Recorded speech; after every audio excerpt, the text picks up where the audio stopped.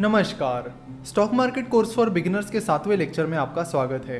तो general consultancy ने stock market के जरिए पैसे तो उठा लिए, पर अगर आपको जनरल कंसल्टेंसी में इन्वेस्ट करना है तो उसके लिए आपको क्या करना होगा, इसे हम आज समझने वाले हैं। तो स्टॉक मार्केट में शेयर बाय या सेल करने के लिए सबसे पहले आपको स्टॉक मार्केट की टाइमिंग समझनी होगी कि स्टॉक मार्केट की टाइमिंग क्या है। स्टॉक मार्केट का जो नॉर्मल ट्रेडिंग सेशन होता है वो सुबह 9:15 बजे से दोपहर के 3:30 बजे तक चलता है। यानी स्टॉक मार्केट के नॉर्मल ट्रेडिंग सेशन में आप सुबह 9:15 बजे से दोपहर के 3:30 बजे तक शेयर्स बाय और सेल कर सकते हो।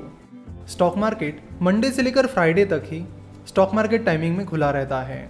सैटरडे और संडे स्टॉक मार्केट बंद रहता है और कुछ हॉलीडेज को भी स्टॉक मार्केट बंद रहता है। अगर आपको स्टॉक मार्केट हॉलीडेज की लिस्ट देखनी है और पता करना है कि सैटरडे संडे छोड़कर कौन कौन से दिन स्टॉक मार्केट बंद रहेगा, तो उसके लिए आप हमारी वेबसाइट www.finnovations.com पर जाकर यहाँ नीचे हॉलीडेज पर क्लिक कर सकते हो, जिसके बाद आपको स्टॉक मार्केट हॉलीडेज की लिस्ट मिल जाएगी। तो आप देख सकते हो कि 2019 इस कैलेंडर ईयर में कौन कौन से दिन स्टॉक मार्केट हॉलीडे रहे हैं। तो 2019 में Mahashivratri, Holi, Mahavir Jayanti, good Friday, Maharashtra day, Ramzan Eid, Bakri Eid, independence day, Ganesh Chaturthi, Muharram, Mahatma Gandhi Jayanti, Dussehra, Diwali, Bali Pratipada, Guru Nanak जयंती और क्रिसमस। इन दिन स्टॉक मार्केट बंद रहेगा। दिवाली में जिस दिन लक्ष्मी पूजन होता है उस दिन स्टॉक एक्सचेंजेस एक स्पेशल ट्रेडिंग सेशन ऑर्गेनाइज करते हैं, जिसे मुहूर्त ट्रेडिंग कहते हैं। तो लक्ष्मी पूजन दिन की शाम स्टॉक मार्केट 1 से 1.5 घंटे के लिए खुल जाता है, जिसके बीच आप शेयर्स बाय या सेल कर सकते हो। वैसे मुहूर्त ट्रेडिंग की टाइमिंग स्टॉक एक्सचेंजेस लक्ष्मी पूजन के कुछ दिन पहले डिक्लेयर करते हैं। अब आपको स्टॉक मार्केट की टाइमिंग तो पता चल गई। अब बात करते हैं कि अगर आपको जनरल कंसल्टेंसी में इन्वेस्ट करना है तो वो आप कैसे कर पाओगे। तो उसके लिए सबसे पहले आपको ट्रेडिंग अकाउंट और डीमैट अकाउंट खोलना पड़ेगा। स्टॉक मार्केट में इन्वेस्ट करने के लिए ट्रेडिंग अकाउंट और डीमैट अकाउंट कंपलसरी होते हैं, उनके बिना आप स्टॉक मार्केट में इन्वेस्ट नहीं कर सकते। तो चलो देखते हैं कि ये ट्रेडिंग अकाउंट और डीमैट अकाउंट क्या होता है। बेसिकली हम जो शेयर्स बाय और सेल करते हैं उन्हें ट्रेडिंग अकाउंट के जरिए बाय और सेल किया जाता है, और फिर वो जो बाय किए हुए शेयर्स हैं उन्हें डीमैट अकाउंट में रखा जाता है। चलो तो देखते हैं कि प्रोसेस कैसे काम करती है। सबसे पहले आपको अपने ट्रेडिंग अकाउंट को अपने बैंक अकाउंट से लिंक करना होता है। मान लीजिए कि आपको 10,000 रुपीज स्टॉक मार्केट में इन्वेस्ट करने हैं, तो पहले आपको 10,000 रुपीज अपने बैंक में से अपने ट्रेडिंग अकाउंट में ट्रांसफर करने होंगे। जैसे ही पैसे आपके ट्रेडिंग अकाउंट में आ जाएंगे, आप उन पैसों से शेयर्स बाय और सेल कर सकते हो। तो जब आप उन पैसों से शेयर्स बाय कर लोगे तो वो शेयर्स आपके डीमैट अकाउंट में स्टोर हो जाएंगे। चलो तो यहाँ पर सेटलमेंट के बारे में भी समझते हैं। अगर आप मंडे को कोई शेयर खरीदते हो तो वो शेयर्स T+2 के बाद आपके डीमैट अकाउंट में स्टोर हो जाएंगे। यानी अगर आप मंडे को शेयर्स खरीदते हो तो मंडे हो जाएगा T यानी ट्रांजैक्शन डे, ट्यूसडे हो जाएगा T+1 और वेंसडे हो जाएगा T+2। यानी जो शेयर्स आप मंडे को खरीद लोगे वो शेयर्स T+2 यानी वेंसडे को आपके डीमैट अकाउंट में आ जाएंगे। तो इस तरह डीमैट अकाउंट और ट्रेडिंग अकाउंट काम करते हैं। डीमैट अकाउंट खोलने के लिए कुछ डॉक्यूमेंट्स की ज़रूरत होती है, जैसे कि पैन कार्ड, आधार कार्ड, बैंक डिटेल्स एटसेट्रा। सवाल आता है कि अकाउंट खोलते वक्त बैंक डिटेल्स क्यों? कई बार कंपनीज अपने प्रॉफिट का कुछ हिस्सा अपने शेयर होल्डर्स के साथ शेयर करती है, जिसे डिविडेंड कहते हैं। यानी अगर आप जनरल कंसल्टेंसी के शेयर खरीद लेते हो और कुछ टाइम बाद जनरल कंसल्टेंसी शेयर होल्डर्स को डिविडेंड डिक्लेयर करती है, यानी अपने प्रॉफिट का कुछ हिस्सा अपने शेयर होल्डर्स के साथ शेयर करती है, तो वो डिविडेंड सीधे आपके बैंक अकाउंट में ट्रांसफर किया जाएगा। तो ये मेन रीजन है कि आपके बैंक डिटेल्स लिए जाते हैं। साथ ही आपका बैंक अकाउंट आपके ट्रेडिंग अकाउंट से इसलिए लिंक किया जाता है ताकि आप आसानी से अपने बैंक अकाउंट से अपने ट्रेडिंग अकाउंट में पैसे ट्रांसफर कर सको। तो सवाल ये आता है कि डीमैट अकाउंट कहाँ पर खोले। डीमैट अकाउंट खोलने के लिए आपको ब्रोकरेज फर्म्स के पास जाना होता है।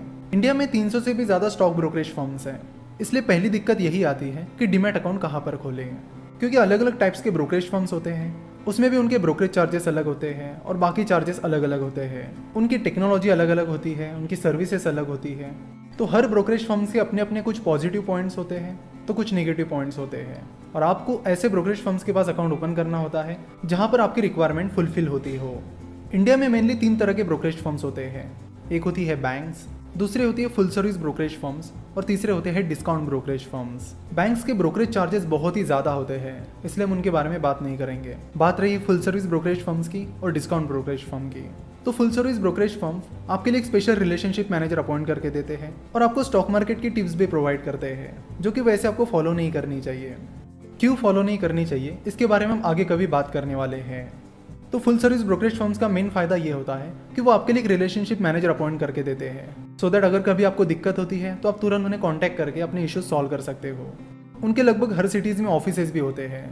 तो रिलेशनशिप मैनेजर प्रोवाइड करने की वजह से और हर सिटी में ऑफिसेस रहने की वजह से उनके खर्चे बढ़ जाते हैं, जिसे कवर करने के लिए वो आपसे ज़्यादा ब्रोकरेज चार्जेस चार्ज करते हैं। वहीं दूसरी तरफ डिस्काउंट ब्रोकरेज फर्म्स होते हैं। डिस्काउंट ब्रोकरेज फर्म्स आपको रिलेशनशिप मैनेजर अपॉइंट करके नहीं देते हैं, उनकी बहुत ही लिमिटेड ब्रांचेस होती हैं। तो लिमिटेड ब्रांचेस और रिलेशनशिप मैनेजर का ना होना, इन चीज़ों की वजह से उनकी कॉस्टिंग कम हो जाती है, जिसकी वजह से वो आपको कम ब्रोकरेज चार्जेस चार्ज करते हैं। तो डीमैट अकाउंट खोलते वक्त आपको देखना होगा कि आपकी रिक्वायरमेंट्स क्या क्या है। तो यहाँ पर 2-3 चीज़ें बहुत इंपॉर्टेंट होती है, जैसे कि टेक्नोलॉजी, यानी उस ब्रोकरेज फर्म का ऐप कैसा है। दूसरी चीज़, वो ब्रोकरेज फर्म ट्रस्टवर्दी है या नहीं। तीसरी चीज़, उस ब्रोकरेज फर्म के ब्रोकरेज चार्जेस आपके लिए अफोर्डेबल है या नहीं। और चौथी चीज़, अच्छी सर्विस। तो ये सारी चीज़ें हैं जिन्हें आपको चेक करना होगा। अगर आप पूछते हो कि कहाँ पर अपना डीमैट अकाउंट खोले, तो हमारा जवाब ये रहेगा कि ऐसा कोई भी ब्रोकरेज फर्म नहीं है कि जो सबके लिए सूट करता हो। किसी को कोई ब्रोकरेज फर्म अच्छा लगेगा तो किसी को वो नहीं लगेगा। तो ये सब अपनी अपनी रिक्वायरमेंट्स पर है। वैसे शुरुआत में आप अपस्टॉक्स इस डिस्काउंट ब्रोकरेज फर्म के साथ अपना डीमैट अकाउंट खोल सकते हो। अपस्टॉक्स एक डिस्काउंट ब्रोकरेज फर्म है, जिसकी वजह से उनके ब्रोकरेज चार्जेस कम है। उनकी टेक्नोलॉजी भी काफ़ी अच्छी है। प्ले स्टोर पर उन्हें 4.4 की रेटिंग मिली है, जो कि स्टॉक ब्रोकिंग इंडस्ट्री में सबसे ज़्यादा है। साथ ही Upstox mister Ratan Tata funded company है, जिसकी वजह से ट्रस्ट का भी कोई इशू नहीं आएगा। तो आप शुरुआत में अपस्टॉक्स के साथ अपना डीमैट अकाउंट खोल सकते हो और चेक कर सकते हो कि क्या वो आपको सूट करता है या नहीं। वैसे अपस्टॉक्स के ट्रेडिंग और डीमैट अकाउंट ओपनिंग के चार्जेस 354 रुपये है, लेकिन आप 9211179432 इस नंबर पर